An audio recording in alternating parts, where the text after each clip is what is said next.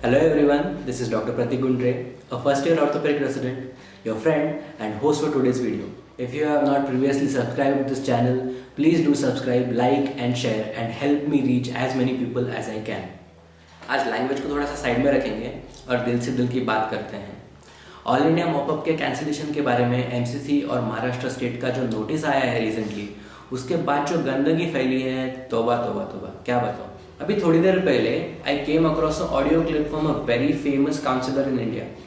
उसमें उन्होंने ऐसा बोला है कि पहले तो उन्होंने बोला कि ये ऑडियो क्लिप महाराष्ट्र के स्टूडेंट्स के लिए खास बनाया गया है। फिर उन्होंने बोला कि महाराष्ट्र के स्टूडेंट अकॉर्डिंग टू महासीईटी का जो नोटिस आया था कल, उसके हिसाब से ऑल इंडिया मॉपअप के लिए एलिजिबल ही नहीं है। मैं सर से सिर्फ ये क्वेश्चन पूछना चाहूँगा कि सर आप महाराष्ट्र स्टेट के स्टूडेंट को ऑल इंडिया मॉपअप काउंसलिंग में पार्ट लेने से क्यों रोकना चाहते हैं? क्या इसमें आपका कोई पर्सनल इशू है? मैं किसी का काउंसलर तो हूँ नहीं कि किसी से पैसे लेके किसी और का सीट सैबोटेज करने पे तुल जाऊँ।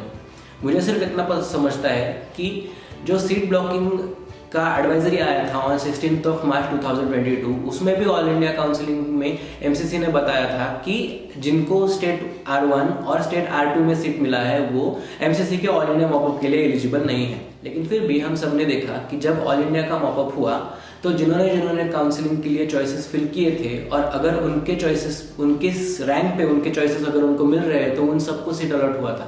तो इसमें उनकी जो नोटिस आई थी कि आप एलिजिबल है या नहीं, इसका क्या मतलब हुआ? And it is going to be the same for this round as well. May it be special round or may it be all India mop-up. See, the point is all India का mop-up जो है it's a software based round. Software based round मतलब अगर आप choices fill कर रहे हैं और अगर आपके रैंक पे वो choice आपको मिल रहा है तो वो आपके नाम के सामने फ्लैश हो ही जाएगा। अभी क्वेश्चन है कि क्या आपका स्टेट आपको वो चॉइस या फिर वो आपका पर्टिकुलर कॉलेज ज्वाइन करने देगा या नहीं।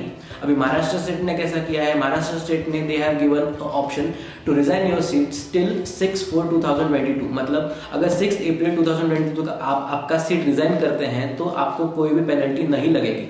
उसके बाद अगर आप आपका सीट रिजाइन करना चाहते हैं तो आपको seat leaving penalty and course completion का लैप्स का पेनल्टी लगेगा। तो एज लॉन्ग एज आपको ये पेनल्टी नहीं लग रहा है, आप ऑब्वियसली ऑल इंडिया मॉपअप के लिए एलिजिबल। उस ऑडियो क्लिप में सर का फर्दर ऐसा बोलना था कि ये बहुत बड़ा रिस्क होगा। तो सर रिस्क तो पहले भी था, फिर भी हमारे कैंडिडेट्स ने वो सीट छोड़ा and they got a better seat, they got a far better seat than they had in the state round. तो उसका क्या, अगर अब वो सीट छोड़ के वापस अपने स्टेट के राउंड में सीट वापस ले लेते हैं तो they might be stuck in a different branch than they want to. They might be stuck in a lower college than they could have gotten in all India mop-up. जैसा कि मैंने पहले भी कहा है, branch is the utmost priority. No one should be forced to pursue anything other than their own branch or their favorite branch. अगर all India mop up में part लेने से आपको अपनी फेवरेट ब्रांच लेने का ज़रा भी चांस है तो I think you should take it.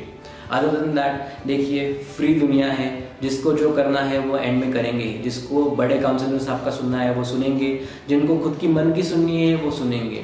All I want for all of us is that सबको जो भी डिज़ायरस ब्रांच है वो मिलनी चाहिए। और अगर आपके रैंक पे वो सीट आपको कहीं भी मिल रही है, may it be all India mop up, may it be state, please do take it.